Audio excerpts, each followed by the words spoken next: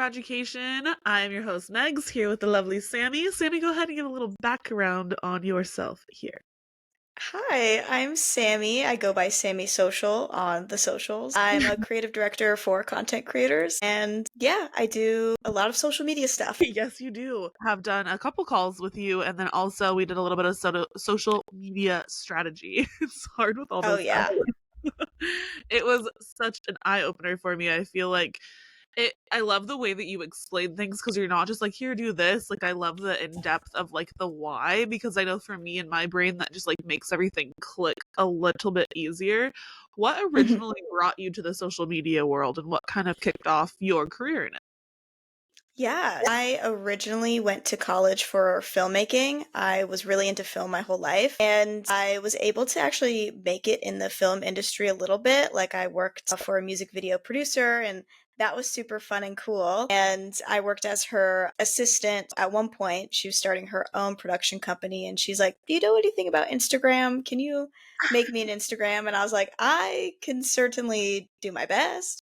Yeah. So I started doing that, and it was really fun to be able to slowly just grow her little account while also like learning things on set. But I got to a point where I really didn't love being on set. I felt kind of disconnected from the film industry.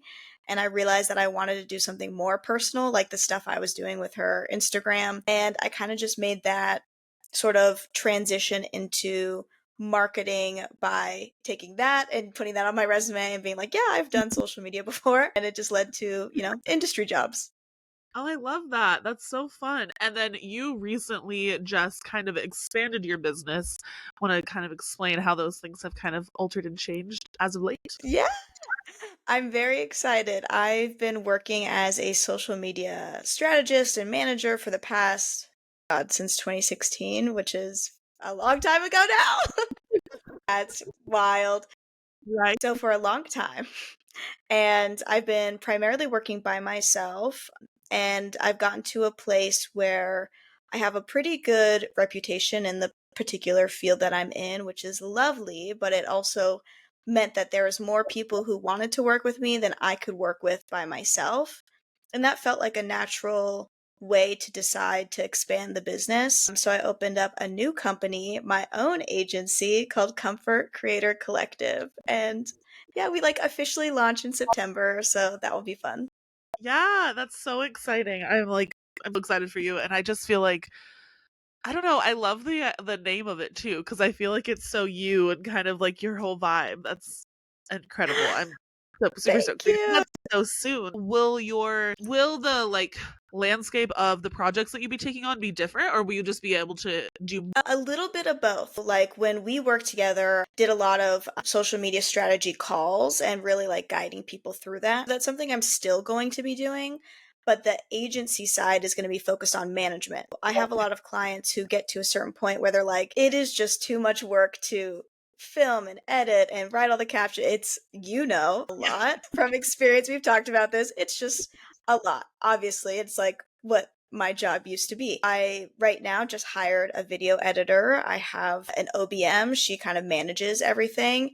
My little team of 3 now, which is very exciting, but thank you. I'm so excited. Shout out to Danielle and Greg. But yeah, basically still going to be doing what I'm doing kind of on my own time, but together with the agency, I'll be able to take on more management clients, more hands-on work with the help of everyone else.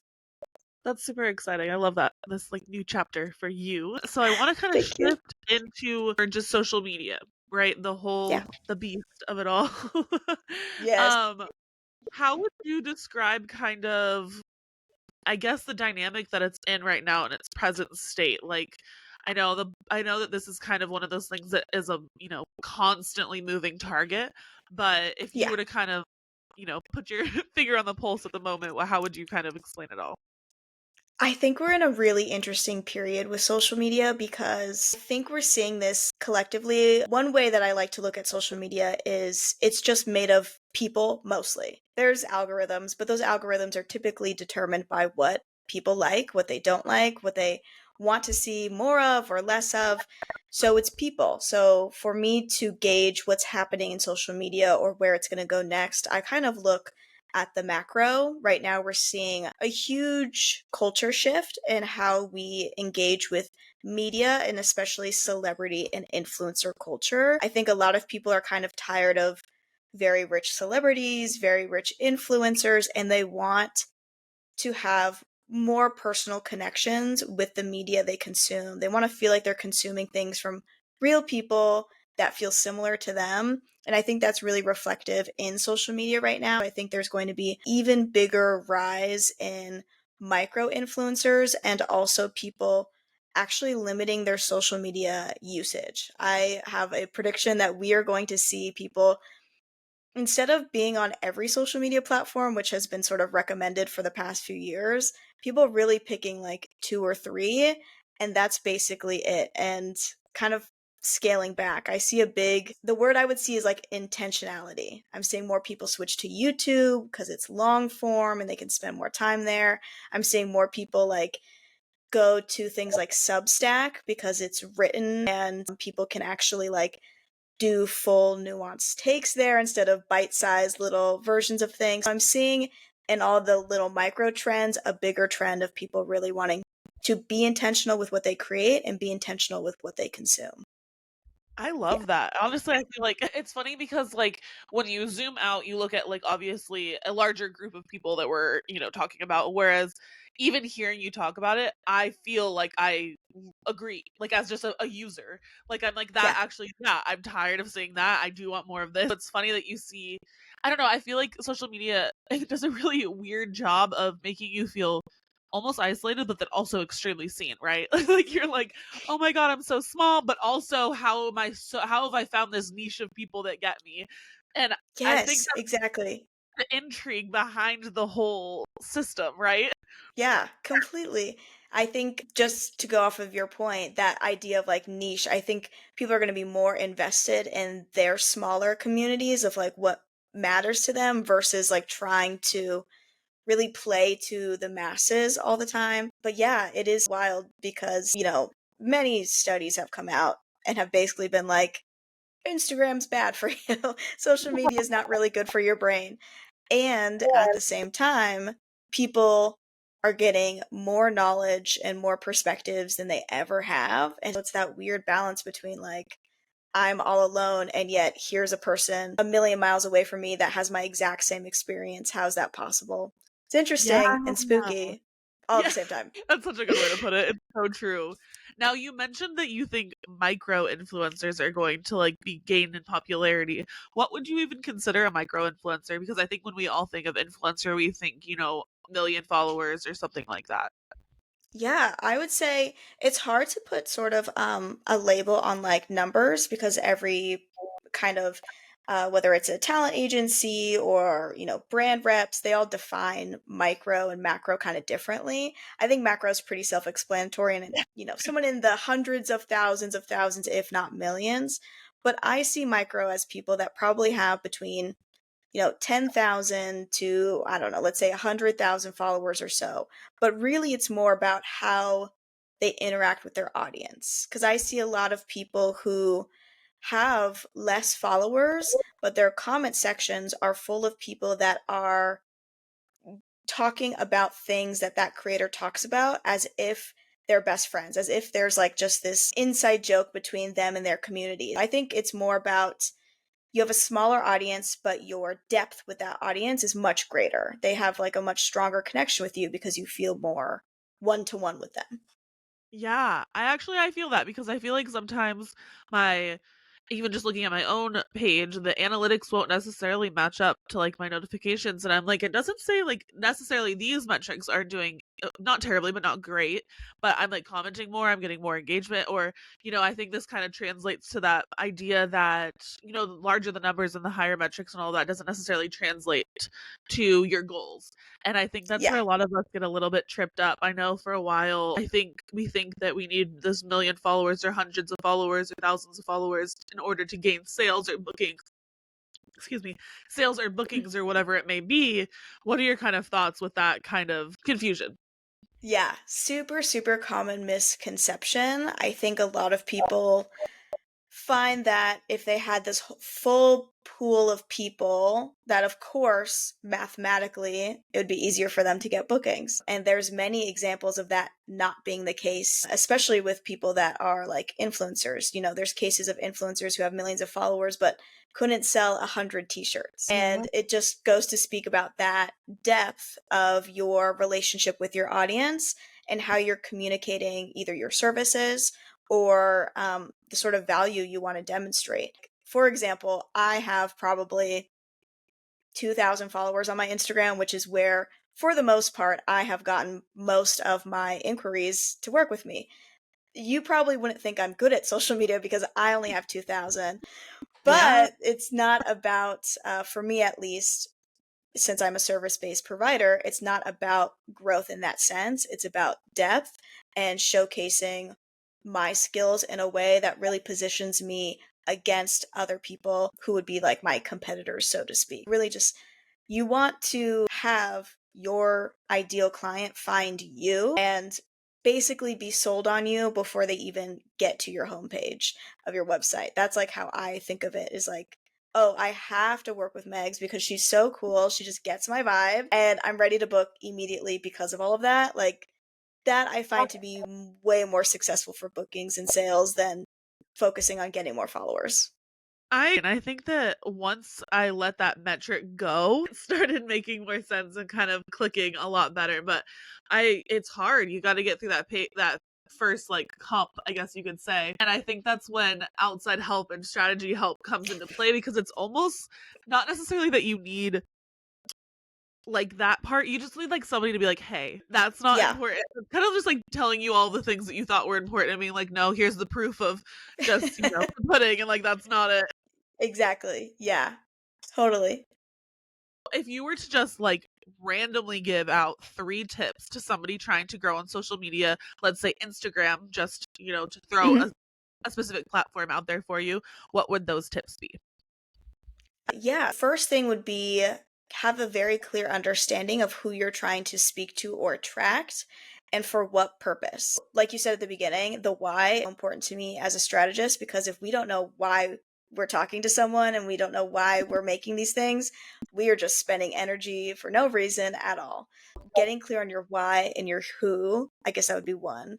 The next would be having a good understanding of what's already working on platforms is super important. For Instagram, for example, Reels are performing at just an average higher rate. Doesn't mean that everyone needs to be making Reels, but that's just currently what's performing the best. Instagram, TikTok, most of the platforms that exist are relatively good at telling you what's working in general.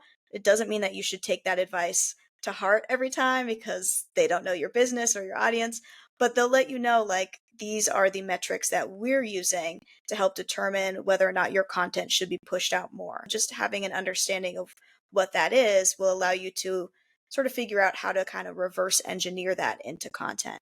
And then I think the third would be you don't know what works until it works. Even as a strategist, I can't just off the bat give someone, like, you're going to make this video and it's going to go viral. Like, I don't have that magic power. But what you can do is test things and use that data to inform more strategic decisions, which is what I do. If something performed really well and it seems like a lot of people really liked the hook that you did, that's a good indicator that you should try that hook again and then change something else. Testing, seeing what works, that's huge for anyone, in my opinion. Yeah, that was honestly, I feel like at the beginning of our like working relationship, that was one of the things that really triggered me to be like ready to go, was just testing and you letting me know like, we don't have enough data yet, like let's get the data in and then we can go beyond that, because we haven't tried enough. Like, I think when we Yeah. first got to working together, I was like throwing paint at the wall. Like, it was not necessarily any strategy being tested, it was really just trying anything and everything that came to my mind, which doesn't necessarily help when you're trying to get a specific strategy going. It's almost like too much of a mess where you need to like kind of narrow it down and then have like more Yes. consistent results in order to like compare and contrast. Totally. Yeah, that's a big thing. I think a lot of people are surprised when I work with either strategy wise or especially my management. the first month looks a little chaotic because we're intentionally trying a bunch of different things, because prior to that, we can obviously use data that we have from the past, but usually things have changed since people have last posted. You know, people's behaviors on the app have changed, trends have changed, format styles that are more popular versus others.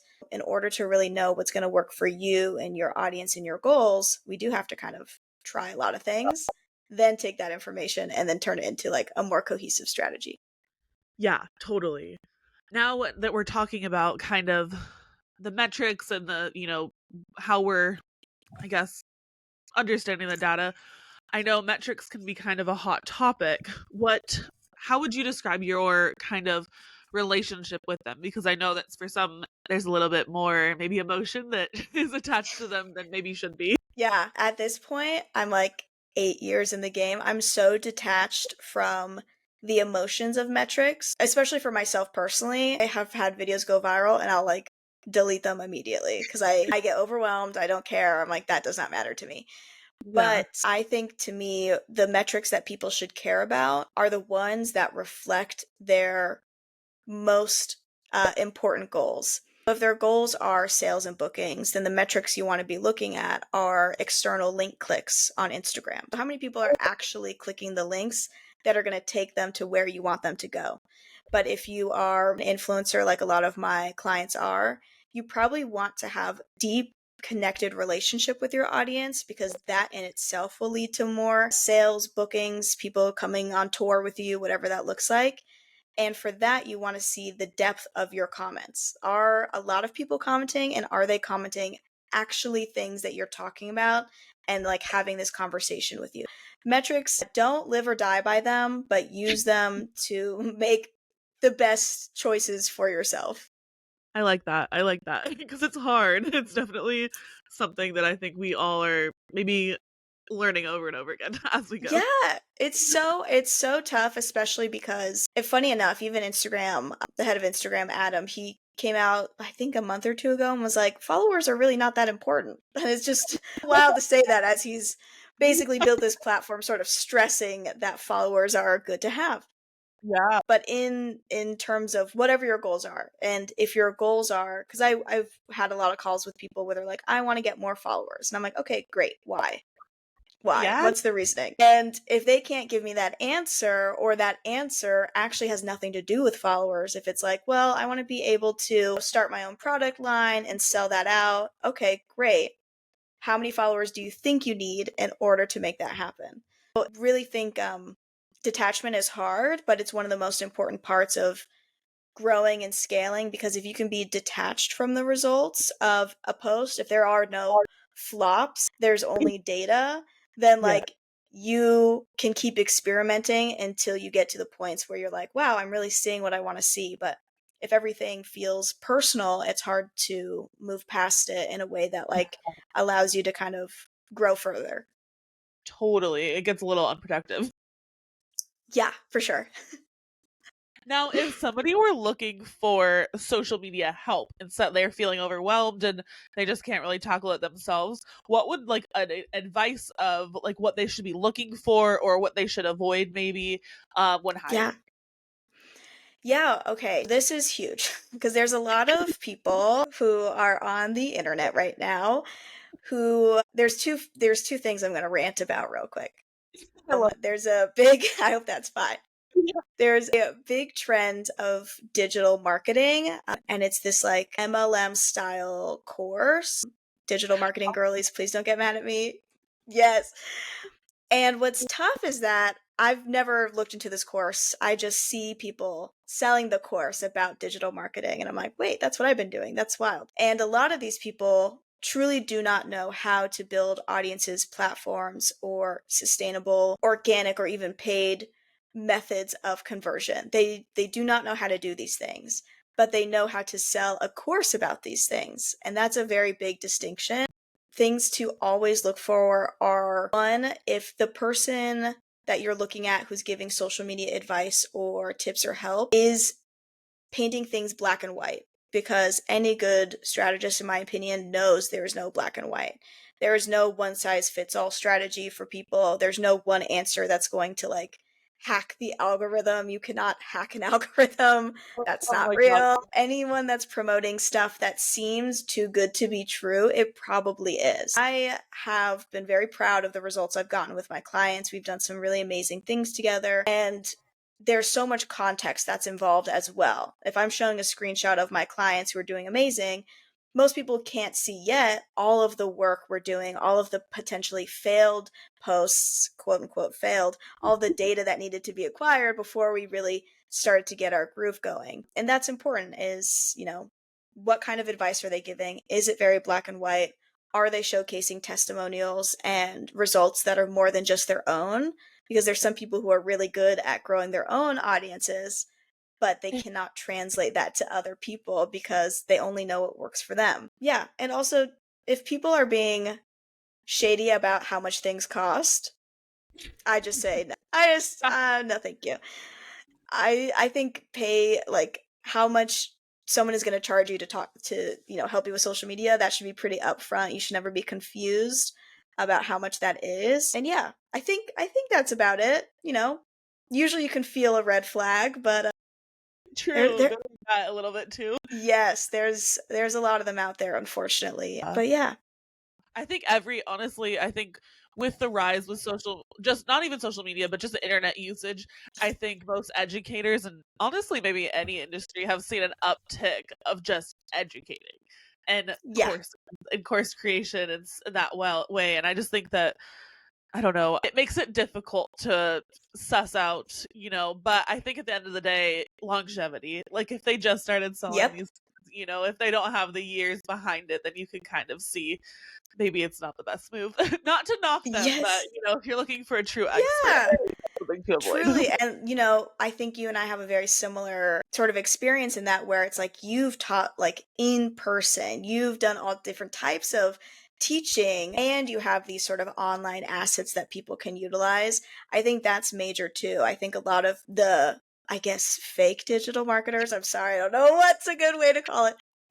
A lot of the times they just have that sort of like digital thing for you, but they don't have that hands on experience teaching someone one on one, which is definitely very different, especially if you want to hire them for one on one. You need to know that, have they served clients in the past and have those clients been happy with those results? Those Yeah. are very important things. And I think that, like you were saying, at least with my background, I think that there's a difference between having an online offer in order for accessibility or Yeah. just to have an online offer to make extra money. I think there's a Oh, yeah. difference because I know that when I was creating an online offer, it was for people that didn't want to travel across the country to come see me. And so I think that when you differentiate the two, the one like for accessibility, this person has taken everything that they would do in person and tried to translate it online, whereas maybe somebody else doing something like they don't have the in person, like you said. Yeah. So what would they be translating? It would just be that Exactly. bit, and I think that's a great distinction because I never really thought about it in that way. You're totally right. And that's huge. I'm someone who has been doing this for a long time, and I still don't have my own online offer. Like, I don't have a course. It's something that I finally, for the first time in years, have been like, oh, let's sit down and do it. And it's because I have an audience of people that couldn't necessarily afford to work with me one on one, but I don't want those people to not get my help. So I'm like, what can I do that requires less of my time in the long run because it will just exist without me, but it's still valuable and it's at an affordable and accessible, price point. That's like, I think should be the reason why you create something like that. Of course, that's fine if that's not your reason. Yeah. But I'm like you where it's like I'm making this to serve a different member of my community, someone that can't, drive to work with me here, or someone that can't necessarily afford this price point. Like, here's what it is. And yeah, I think that makes for better online offers, honestly, is when they come from that place. Yeah, a good foundation. Yeah. Good, yeah, background. Absolutely. Okay, let's get down to kind of more the nitty-gritty of social media. And maybe if you're not in a place where you're hiring out and you're just really trying to wing it yourself, what would be like a good, I guess, exercise to do or tips, advice towards creating like a really good hook when you're trying to make social media? I know, Ooh. especially you mentioned Reels for Instagram. I think that even if you create a really good video, sometimes you don't get the attention that you're looking for because of like the lack of hook. I know that I've definitely struggled with that in the past. Yeah. Yeah, a good tip for hooks to follow. Hey, it's Emily here from Brow Fox Beauty. I'm so proud to be sponsoring this episode of Brow Education. If you are new here, let me tell you a little bit about Brow Fox Beauty. We are a professional brow line for the esthetician. We specialize in easy retail for the busy esthetician. We also have a line of better back bar basics so you can be super confident putting pre and post wax solution and massage oil onto your client's skin, giving them the best glow and the best brows yet. You can find more information at browfoxbeauty.com or on social media at browfoxbeauty. To wing it yourself.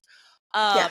What would be like a good, I guess, exercise to do or tips, advice towards creating like a really good hook when you're trying to make social media? I know, Ooh. especially you mentioned Reels for Instagram.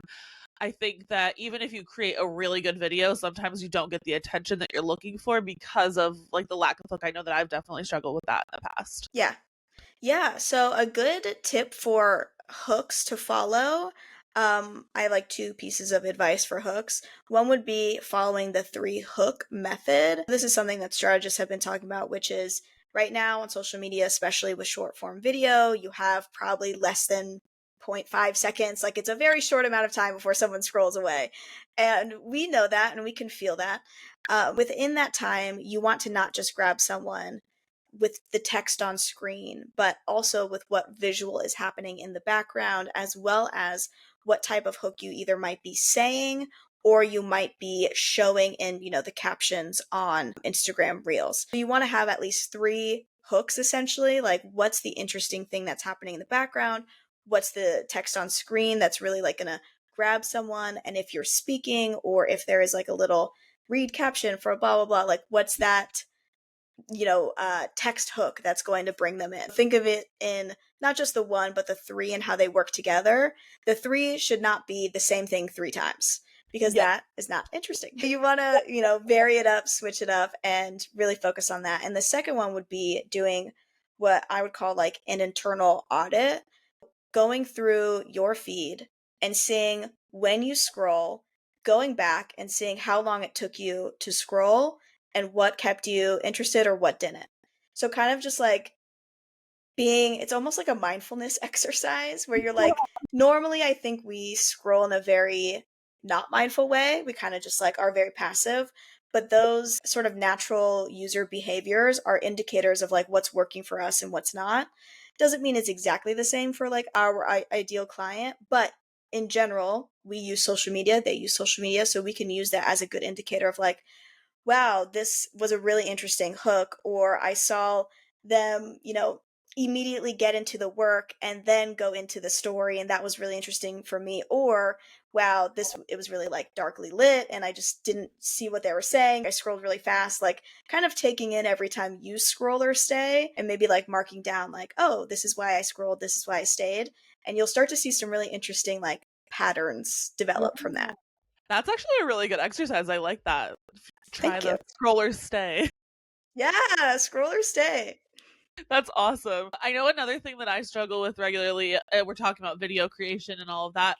What about editing? Because I know that editing is something that is a little bit more time consuming. And I think that we're kind of at a stage in social media where there's really no way to avoid it. It's not really a one shot and go anymore. Yes, that is something that's really tough. My background when I was in film, I did a lot of production design and editing. Editing was like my bread and butter. It's very easy for me to edit. It's just it takes a lot of time, which is why I just hired an editor because I'm like most of my clients need help editing and I'm like I know that's the biggest time suck, honestly, is editing, getting it right. So I would say, depending on where you're at in your business, if you can afford to hire out just the editing aspect of it, that could be really worth it for you because you'll be able to create a lot more and just be able to get that one thing off of your plate. If you're not at that point, I would say the best thing you can do is probably batch edit your content. So I think sometimes the hardest thing is a lot of people will film a video or come up with the idea, film it, and then edit it all within the same time frame and then potentially post it in the same time frame. And that is so much work to do all at the same time. Trust me, I know. And I think that if you have a set editing time, that can help sort of sharpen your skills because you're editing just for, whatever you have. Those 2 hours or those 3 hours straight, you're editing all your videos. All of the edits will feel very similar. You'll be able to like make sure you're using the same like text fonts and all of these different things within the same time frame. And I highly recommend using an outside editor. A lot of social media strategists will say that editing inside the apps is more effective for reach. I have not had any data that would say the same. Because I've heard that before. Yes, the only thing that helps for editing in apps is sometimes utilizing the in-app captions. That way it feels more native to the platform. But these algorithms are incredibly smart. You're able to post a video with no caption, no hashtags, no text, anything, and they can identify what's essentially happening and what you're saying based off of the transcripts. And then they take that information and will try to at least feed it to the right person. That's why if you're ever on TikTok and like sometimes there's like a tarot girly and she's like, no caption, no hashtags, this is for you. Exactly. I mean, I'm not going to knock it. I love tarot, but like it's also, they can read that there's tarot happening and that there's a lot of people engaging and they'll send it to the right people. It's pretty sophisticated technology. You can edit outside the app. You have my Yeah, permission. I love that. And I think that that's something that we forget a lot is that we're so used to throwing around the term algorithm, algorithm, algorithm. And I think we forget how truly smart it is. Us trying to hack it, I think that it almost is kind of a permission to let yourself fail maybe a little bit because it's gonna beat us. We're gonna do our Yeah. best to like skirt around it and do what we can, but it's gonna always be smarter than us. That's kind of the whole name of the game. I think maybe it lets Yes. us let off the gas a little bit and not be so like deterred that we haven't Yes. figured it all out. No, the algorithm is truly a mixture between what's going to give that platform the most amount of money and what's going to be the most interesting to real humans. Those are like the two factors. For a lot of platforms, sometimes they incentivize things like longer videos or these certain types of pieces of content that make you stay on the app longer because that incentivizes more money and they will not like things that don't give them more money in the long run. Whereas human behavior might be counter to that. You have to always find that balance between what does the app itself want, the shareholders and the algorithms at play and the, people that design those algorithms and what do actual humans want and like really kind of play in between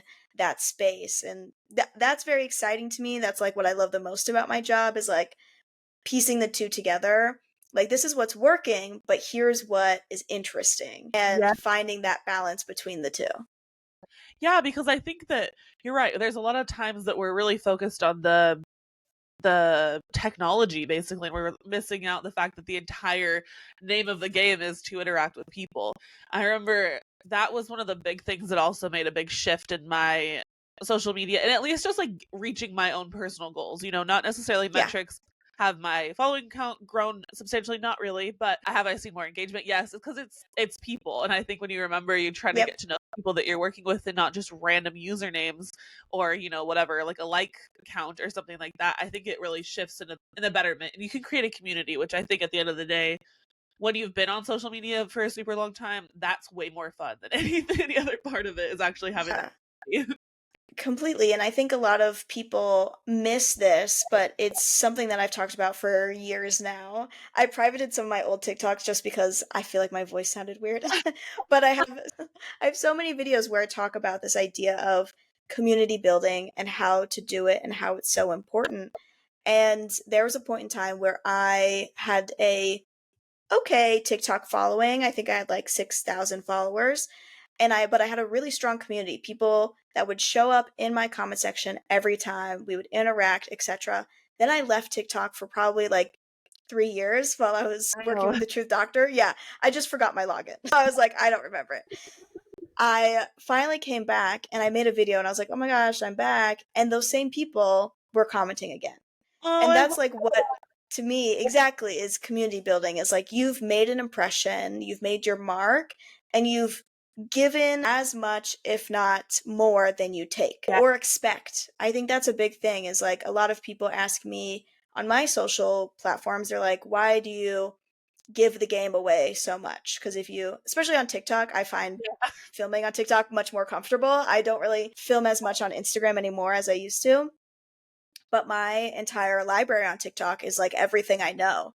Yeah. Some people who are, either in the same industry as me or do any sort of online sales might be like, hey, why would anyone book with you if like all of this information you just give out for free? And I know it's because the more information I give out, the more I can show I know what I'm talking about, the more the right person who wants that done for them would want to work with me Yeah. versus pretending like I have this like big amazing secret, because to me it's not really about having the secrets to success of social media. It's about having a partner who is social media obsessed, who can Yeah. help you build a strategy that works for you and your goals and the context of your life, which I think is something a lot of people miss out on, because it's like someone like you who's a business owner, who has clients, who has things to do. Your strategy and your priorities for social media have to look different than Yeah. my clients who are influencers, and that's their whole job, is making Absolutely. videos. Yeah. And That's I think like that's that's huge.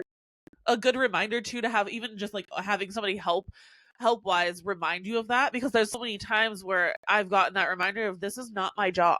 Like No. this is not where my entire income comes from. Like, can I get extra income? Can I subsidize a little bit? Absolutely. Like, that's a really cool thing. And can I position myself as an expert? Absolutely. But at the end of the day, like, what my actual business is behind the chair. And I Yep. think that a lot of the times we forget that, but I think that's another reminder that can help you kind of be like, oh wow, okay, so I'm doing okay, I'm doing all right. I don't need the million Yes. followers because that's not what my job is. And vice versa. No. Like, they wouldn't be focusing on what I would be focusing because that's not what they're doing either. Not to say like, Exactly. yeah. It's so true. I think we, kind of going into sort of back to my predictions of us all scaling back, I think we all were sold this, this lie that like one, content creation is so, so easy for everyone.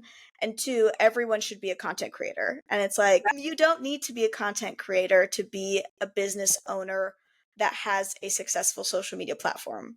You don't Yeah. have to be making videos every single day. You just have to know what's working, what types of videos are working for you, or what types of content is working for you. Find a cadence that works for you, find a relationship with social media that works for you, because that's sustainable. And Yeah. sustainability is way more important than any sort of like short term growth hack So thing true. that you could be doing. Yeah, because if you grow to like some your whatever your magical number is, and then you literally can't keep up with it, what was the point, anyways? What Or was the like, point? yeah, exactly. Like, that's something that I feel like is super duper important, and I think it's something that we're always continuously learning, because I think that you get a good go at it, and then you're like, okay, hold on, and I'm constantly getting that good flow and being like, oh, I'm posting all the time, and then I get burnt out, and I'm like, okay, I'm posting too Yep. much. That's the problem, and I think that's a good Mm-hmm. almost a good gauge of like when to back off and when you're doing too much, is being like, oh, I can't sustain this, and Yeah. being realistic with yourself. Yes, that is definitely something I've told you before. It's so important, because unless you have a team behind you, like the people that hire me and my team, it is not possible, in my opinion, to be a full-time business owner with clients, with potentially employees or, in-person, education engagements. Like, you have so much else going on, to also be a full-time content creator is bonkers and Yeah, not realistic. I totally agree. Totally agree. But sometimes you need somebody else to tell you that. Like, sometimes and I think especially as business owners, we're like, I wear 100 hats. Like, it's fine. Add another. Yeah. But that's crazy. Like, the idea should be removing them, not adding to them. Yes, removing them as soon as possible as you can. Outsource and remove those hats, because and that was a hard lesson for me to learn, because I also wear many hats, but this year is the year of taking the hats off. Yes. Okay, you don't have to wear them all. Yes. I love that. It's so true. Earlier, you said that you did film school and did that Mhm. kind of what kickstarted it. What is something that you learned then that you still use really, really consistently almost every day? Oh my god, storytelling. easily. Yeah. Ooh, I love this because it's Yes. super important and something that I see, honestly, not even just social media wise, but I see this a lot in just business. Storytelling is really interesting. What's kind of your take on it? Yeah, I think one of the biggest things, and it's something that really set me apart right now and like how I'm marketing my business today, is really helping people remember that a video is a short movie, that a written caption is a story. And those basic fundamentals have existed forever, which means that you don't necessarily have to reinvent the wheel to tell a good story. You True. just have to understand the parts of a good story. It's the setup, it's the conflict, it's any sort of like twist or surprise, resolving that action, having some sort of payoff.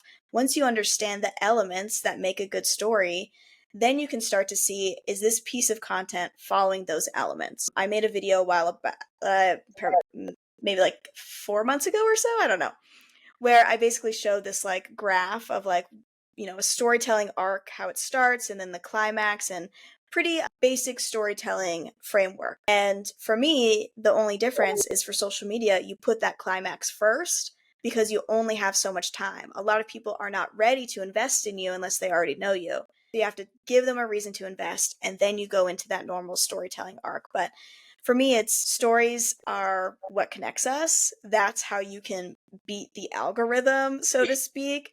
Because if you can tell an effective story about you, your business, or whatever you're trying to say in your content, you can at least engage the right audience member. Not everyone, not, massive viral all the time, but you can engage people that you want to be engaging because you're telling the stories they want to hear. Absolutely. And I think, at the end of the day, we remember the most people that like we talked about making impressions on people. And I think when you hear their background, their story or how they got there or whatever, that's gonna leave an impression a lot Yeah. quicker than random tips of the day or whatever education. You're just gonna kind of, especially when everyone's doing it, everyone's educating Yep. right now. If everyone's doing that, then you're gonna kind of get lost in the shuffle. Whereas adding that personal, Yes. unique aspect is definitely gonna set you apart. I really like that. Completely agree. Completely agree. Now we're talking about metrics and trying to kind of remove your emotion from it earlier.